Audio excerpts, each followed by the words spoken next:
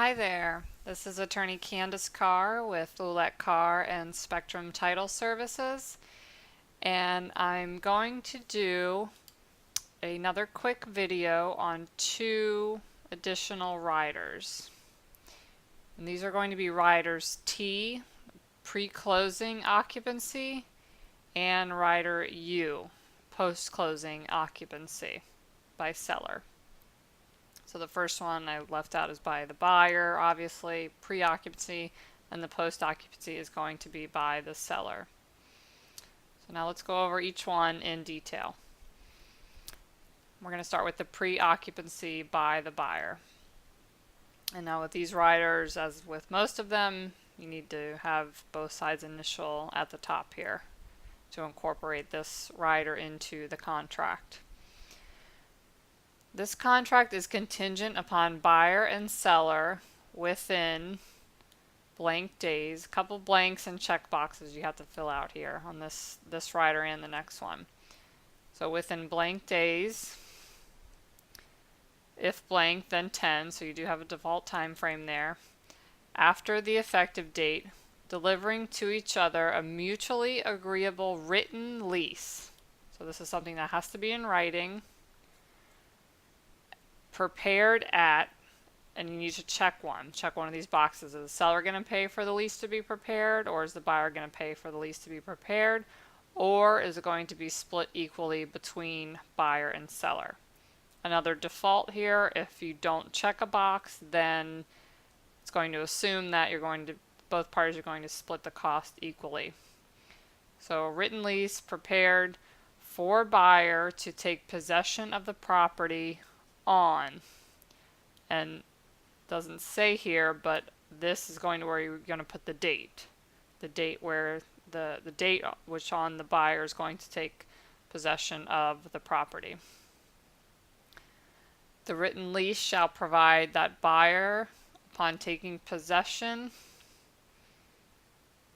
paragraph 11 of the standard of the base contract form, which paragraph 11 is property maintenance, and paragraph 12, property inspection and repair, are no longer applicable, and buyer thereby accepts the property in existing condition, relieving seller of any repair, replacement, treatment, or remedy obligations, except with respect to any items identified by buyer pursuant to paragraph 12 prior to taking occupancy, which require repair, replacement, treatment, or remedy. Okay, so I know that was a really long sentence there. So basically, the buyer is going to take possession of the property, then this is going to assume that there is no more property maintenance obligation by the seller to maintain the lawn, pool, that kind of thing, and that the buyer has already done any inspections that they want to have pursuant to paragraph 12 in the contract form. But it does not relieve the seller of the obligation to repair, replace, or remedy anything that they've agreed to do under the contract and under the repair limits. Okay, so that's what that whole long sentence states. Which, if you think about it, makes sense. If the buyer's going to be living in the property and have possession of the property, then it's going to be their responsibility, obviously, to maintain the lawn and the pool, and they can't then do inspections and say, oh, we don't like the inspections, now we're going to move back out and we're canceling. Okay, buyer shall then have the sole obligation of maintaining the property and shall assume all risk of loss. And buyer shall pay a monthly rent of, you're going to fill in here, if it's going to be just a week or just a few days of pre-occupancy, then I would change that to a daily. So what's the daily rent going to be? If there's not going to be a month's worth of time, then it's going to be a daily amount. Plus applicable sales tax, if any, payable monthly in advance. So this rider assumes that it's going to be a monthly pre-occupancy. If it's going to just be a matter of days, then I would change that to reflect that, a daily amount. If the parties fail to mutually agree to a written lease within the time period stated above, and buyer has not taken occupancy of the property, then either party may, by written notice to the other, terminate the contract, and buyer shall be refunded the deposit, thereby releasing buyer and seller from all further obligations under this contract.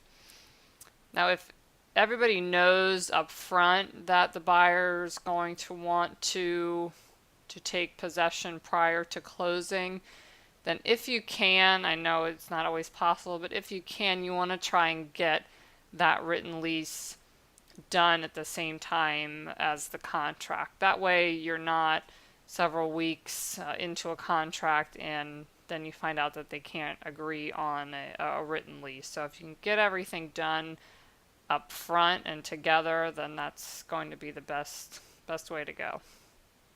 Alright, so that's pre-closing occupancy by the buyer. Now we're going to talk about post-closing occupancy by the seller. So it's going to be the complete opposite of the previous rider that we talked about. This contract is contingent upon buyer and seller within blank days, same as the previous form. But this is blank days prior to closing date. If you remember up here, this is how many days after effective date, whereas this is blank days prior to closing date. Delivering to each other a mutually acceptable written lease, same as the previous rider. At check one, seller expense, buyer expense are split equally.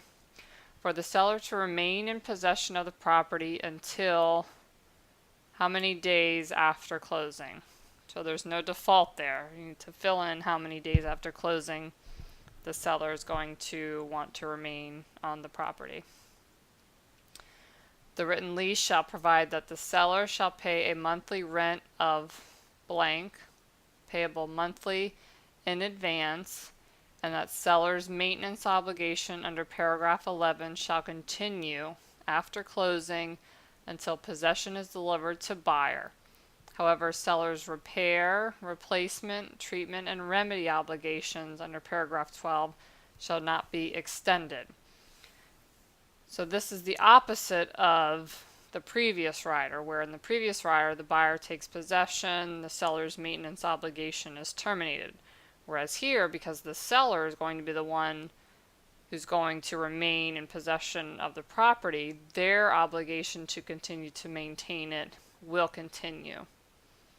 However, they will not have any obligation to make any repairs beyond closing. Anything that would have been done in terms of any repair limits on behalf of the seller would be done prior to closing.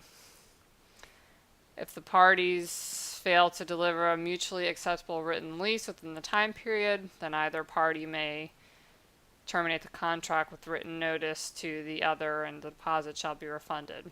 Same as the previous rider, again, if you can get all of these terms agreed on up front and at the time of the contract, that's going to be the best avenue. Okay, so those are riders T, pre-closing occupancy by buyer, and rider U, post-closing occupancy by seller.